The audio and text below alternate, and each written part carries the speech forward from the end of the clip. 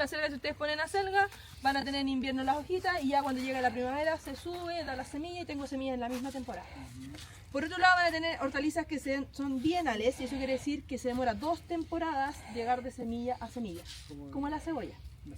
O la zanahoria. En la primera temporada tengo mi órgano de consumo, en el caso de la cebolla el bulbo, pero la segunda temporada obtengo la semilla. Y también tenemos algunas hortalizas que son perennes, que quiere decir que ellas viven más de 2 años. ¿Ya? Si ustedes miran, hay varias hortalizas perennes, el tomate, el ají, el pimiento son perennes. Si ustedes tienen una plantita de ají en su casa durante el verano, obviamente les dio, y cuando ya llega el invierno, si ustedes la guardan, la protegen, la podan, la siguiente primavera les vuelve a brotar y les vuelve a dar ají o pimentones de nuevo. Lo que pasa es que en el campo se producen como anuales, porque obviamente las heladas me matan las plantas y las cambio por otro cultivo. Pero tenemos la alcachofa y el espárrago que sí se cultivan como perennes. La alcachofa 4 o 5 años puede estar produciendo perfecto a menos que le entren hongos en el sistema radical. El espárrago puede llegar a 12 años produciendo sin ningún problema en las reducciones de cultivo. ¿Ya? ¿Qué es lo que tienen acá? Acá, bueno, viene rebrotando la pobre alcachofa. En el caso de la alcachofa, es una hortaliza de estación fría, por lo tanto soporta heladas en algunas de sus etapas de desarrollo. El que sea de estación fría, vamos a ver que no quiere decir que siempre la soporte. En algunas etapas tiene que soportar el frío. En el caso de la alcachofa, cuando está en crecimiento vegetativo, sí soporta bajas temperaturas. Pero si tengo ya la inflorescencia, las inflorescencias pueden dañarse por temperaturas bajo cero. Y se empiezan las brácteas a poner como con ampollitas. Y eso es un daño por frío, ¿ya? En este caso. ¿Cómo funciona la alcachofa? Mi alcachofa brota, la parte vegetativa, y en el ápice me genera las inflorescencias, que es lo que nos comemos, ¿cierto? La flor de la alcachofa. Por lo tanto, mi ápice ya dio flor, una vez que yo coseche, esa planta no me va a dar flor por ninguna parte más, porque la da solo en los ápices y yo ya lo corté. Entonces, ¿qué es lo que hago para seguir produciendo la siguiente temporada? El productor hace la labor que se llama el desbastamado, una vez que terminó la cosecha, cortan a ras y la alcachofa vuelve a brotar para la siguiente temporada y ahí tengo la siguiente producción de la siguiente temporada. ¿Ya? Se llama desbastamado, cuando tú cortas a ras de suelo en el caso de la planta para que venga el rebrote. Sí, porque está cortado y están los puros cachitos ahí. La alcachofa se reproduce por semillas. Sí, produce semillas. Si ustedes se fijan, esa flor arriba tiene todos esos estilos ahí morados que se van a polinizar y abajo me va a dar una semilla un poquito plomita. En el semestre igual vamos a tener un laboratorio de semillas para que las vayan viendo y las vayan conociendo. ¿Ya? Da unas semillas que parecen unas garrapatas chiquititas, así medias plomas. ¿Y esas semillas son viables? Sí, voy a tener una planta de alcachofa. ¿Cuál va a ser el problema que tengo cuando yo parto con semillas? Que la semilla de alcachofa tiene una alta variabilidad genética. ¿Qué quiere decir eso? Que todos los hijos son distintos. Yo puedo hacer almácigo, que venden almácigo de alcachofa, pero lo que había acá, si ustedes vieron el año pasado, cuando estaban estas alcachofas hermosas, habían algunas redondeadas, unas puntiagudas, unas verdes, unas moradas, todas distintas porque partieron de semillas. Los productores, para que puedan tener uniformidad en el cultivo, tienen que partir con hijuelos, que eso es a nivel vegetativo. La planta va a dar unos hijitos chicos por la orilla, y eso uno los enraiza, y con eso es lo que establece el cultivo para que sea más homogéneo. ¿Ya? Sería todo eso. Podéis tener distintas fechas de cosecha, podéis tener alcachofas todas distintas, y con eso no vais a llegar al mercado.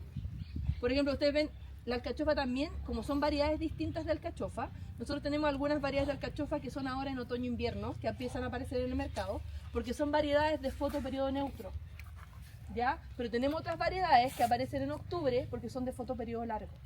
Vamos a ver fotoperiodo también, vamos a volver a repasar fotoperiodo en clases. ¿Fotoperiodo neutro sería algo así como autofluorescente? Que no le da lo mismo el largo el día, no ese es el incentivo para que tú florezcas. En cambio el largo necesito tener noches cortas para que la planta induzca la floración. ¿Ya? En este caso ustedes ven que ahora en otoño empiezan a aparecer la variedad francesa, que es esa como copa, ¿sí?, que es gordita, y aparece la argentina. La argentina es una más chiquitita, puntiaguda, pero chiquita. Son las dos variedades que aparecen ahora en invierno. Y después, en octubre, aparece la chilena, que es puntiaguda, pero es un poco más grande en este caso que la argentina. Y aparece la green globe, que es redonda, como una pelota grande, una alcachofa redondita. Esa aparece en octubre. La chilena, en general, es la que nos venden en el mercado, que a veces hasta con espina viene, en las brácteas. ¿Y por qué la alcachofa viene con espina? Porque se pasa. Si tú dices literalmente, como órgano, como el punto óptimo de cosecha, no es ese. Pero ¿por qué el productor la cosecha tardía? ¿Por qué la cosecha ya la cachofa pasada con espina y todo? Porque ya tienen la competencia de la otra, ¿no? Porque ¿qué pasa nosotros como cultura chilena? La última hora. No, no todo aparte de eso, pero cuando tú vayas a comprar un zapallo italiano, cuando tú vayas a comprar una alcachofa, ¿cuál eligen? La más grande, ¿no? El tamaño sí importa al consumidor. Entonces, si tú vayas a comprar 3 zapallos italianos por 1000 y tenéis de distintos tamaños, ¿cuál se llevan primero? Los más grandes. Pero ese no es el punto de última cosecha. Lo mismo la alcachofa. Si la cosechara más chiquitita, tal vez ni pelos tendrían en el centro. No tendríamos que estarle sacando los pelos para comernos el fondito de alcachofa. ¿Por qué? Porque se cosecha sobre madura. En el caso del zapallo italiano, compran esos zapallos italianos gigantes. ¿Qué pasó? Llegó a la casa la señora, tuvo que pelar el zapallo italiano porque la caja está dura. Lo tuvo que partir, sacarle todas las pepas en el centro y se comió así un pedacito de zapallo italiano, que fue lo que cocinó para el guiso. En cambio, si esa señora hubiera elegido los zapallos así, que vienen como 20 centímetros, que son verde brillante, un color clarito, lo pica con cáscara y se lo come entero. Y no tiene ninguna pepa dentro. Hoy estamos hablando, cuando veamos los órganos de consumo, en el zapallo italiano es un fruto inmaduro. Y obviamente cuando ya está pasado, empieza a madurar y empieza a formar las semillas para poder terminar su ciclo. Y lo mismo les pasa con las berenjenas. La señora ve berenjenas y busca las más grandes. Esas más grandes están llenas de pepas. ¿Y qué hacen las pepas? Las pepas le dan lo amargo a la berenjena. Y tiene que llegar a la casa, lavarla con sal, que no sé qué, tenerla no sé cuántas horas para poder que esa berenjena sea comible. Si ustedes eligieran las berenjenas más pequeñitas, no tienen ni que meterla en salmuera. Yo compro, y lo digo por experiencia, yo compro las berenjenas más chiquitas, las pico, las sofrío y me las como. Y no están nada amargas, porque no tienen pepas. Y la pepa, la semilla es la que le da lo amargo a la berenjena. O el pepino ensalada es lo mismo. El pepino ensalada con más pepas, más desagradable comerte una ensalada de tomate con pepino porque está llena de pepas, po. Y más amargo. Y tenéis que sacarle la mamá así con el bordecito, sacarle lo amargo al pepino. Pero si fuera un tan más inmaduro, no tendría lo amargo. Entonces, estamos acostumbrados a cosechar fuera del punto óptimo. ¿Para qué? Para que la cuestión sea más grande. Porque si no, no te lo compro. Véanlo con los cebollines. ¿Qué le venden cuando ustedes compran cebollines? Cebollas chicas. No cebollín.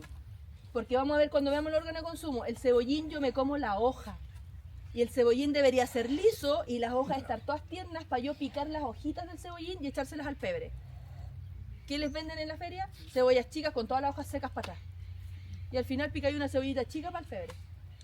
Pero ¿qué pasa? Si te vendieran solo el cebollín, no lo comprarían, porque es muy chico.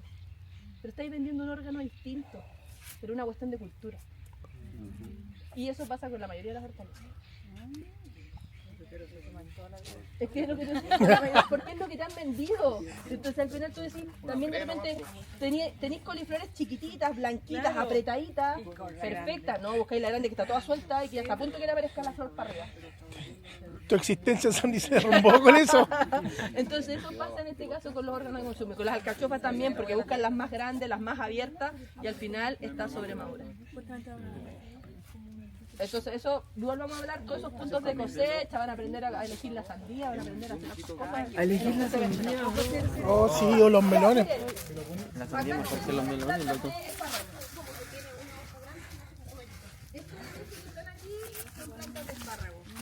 Si no me creen, miren, acá está el chiquitito recién saliendo. Aquí hay un esparraguito recién saliendo que ayer este tallito estaba pequeñito, hoy día ya está así de grande porque empieza a abrir sus brácteas y empieza a sacar los brotes laterales. El espárrago, a diferencia de la alcachofa, es una hortaliza de estación cálida. Eso quiere decir que con cualquier helada se muere. ¿Ya? Entonces, estamos hablando de un cultivo perenne. ¿Cómo pasa el invierno el espárrago? Bajo suelo. Pasa el espárrago. Porque el espárrago abajo tiene una estructura que le llamamos corona, que es como una araña, llena de unas raíces gruesas. Esa es la que te da los turiones. En este caso, uno pone las coronas en el terreno. Octubre, noviembre salen los turiones. ¿Ya? Los que nosotros nos comemos. Primero y segundo año no se cosecha para comercial, tercer año recién viene, es como un frutal. Viene recién el tercer año la primera cosecha comercial. ¿Qué es lo que se planta? Generalmente tendría que hacerlo como saliendo de primavera, o sea, iniciando primavera, perdón. Saliendo invierno, primavera, para que él tenga las temperaturas para brotar. Dígame. ¿Es mejor plantarlo por como sacarle un pedacito de la corona y plantarlo o de semilla? No, lo que pasa es que, ya, mira, lo vamos a ver cuando veamos en clase la forma de establecimiento y propagación. Cuando veamos propagación, vamos a ver que hay sexual y asexual, ¿cierto? Todo lo que se propaga por semilla lo vamos a establecer o por siembra directa o por almacenaje de otras plantas. Y lo que es asexual, por estructuras vegetativas. El espárrago es la única excepción, porque él se propaga por semillas, pero se establece por estructuras vegetativas.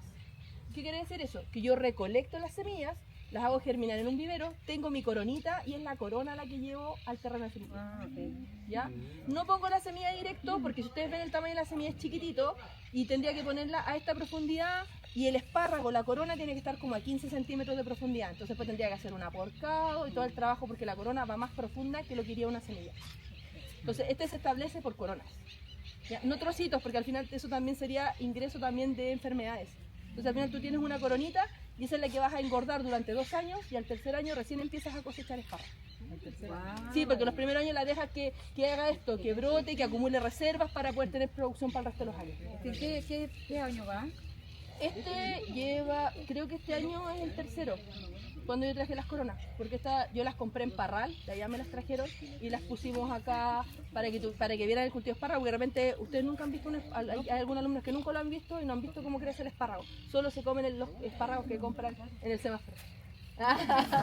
Y a veces lleno de lachas porque también viene eso, así con las brácteas abiertas y con los brotecitos porque ya está sobre maduro también. Entonces yo les decía, el espárrago brota octubre, noviembre, yo cosecho los turiones. Ya diciembre empieza a abrirse muy rápido, por lo tanto ahí ya no sigo cosechando y lo dejo que haga esto, que brote, que crezca. Entonces diciembre, enero, febrero, crece la planta de espárrago, hace fotosíntesis, me acumula reserva en la corona. Empiezan a bajar las temperaturas, el espárrago como es sensible a la baja temperatura empieza a entrar en senescencia y se seca. ¿Qué hace el productor? Corta toda la planta de espárrago que está arriba y saca los restos del espárrago del terreno. No los puede dejar sobre las coronas. ¿Por qué? Porque el espárrago es la planta más gil que ustedes conocen, es autoalelopático, se autointoxica. Si yo le dejo los restos de cosecha arriba, las lluvias, los exudados van a bajar a la corona y me matan la corona. Entonces por eso cuando ustedes ven una esparraguera en invierno, ven un terreno pelado, no hay nada. Están todas las coronas bajo suelo, en dormancia, acumulando frío para brotar la siguiente temporada. Así pasa el invierno del espárrago siendo una hortaliza de estación cálida. ¿Ya? Otra característica que tiene el espárrago es que es una planta dioica. ¿Qué quiere decir que es una planta dioica? Quiere decir que es dioica. Ustedes vieron algo de dos, ustedes lo vieron con Pancho. Vieron que habían plantas hermafroditas, monoicas y dioicas. ¿Y qué quería decir que fuera dioica? Que tiene de las dos flores. Ya, pero ¿dónde? ¿Que se reproduce de las dos maneras? Una hembra y un macho. Ya. Son plantas diferentes. Eso es cuando hablamos de dioica. Cuando hablamos de monoica, hablamos que tiene las dos flores separadas, masculina y femenina, pero en la misma planta, como el maíz. El maíz tiene arriba la flor femenina, masculina y abajo la femenina. Cuando hablamos del espárrago, tiene una planta solo femenina y una planta solo masculina. Aquí es súper fácil saber cuáles son las femeninas. Las que tienen. Las que tienen fruta, ¿cierto? Todo esto que tiene las pelotitas son plantas femeninas. ¿Y dónde hay una planta macho? Miren, La aquí más al medio. verde. Flores masculinas. Aquí, pues mira, acá tiene algunas secas y tiene otras que están aquí recién saliendo las flores, mira. Ah, qué pequeño. Entonces, este es macho porque tiene flores, pero no tiene frutos. Po. Este polinizó al resto. Puede que haya entre medio por ahí un macho.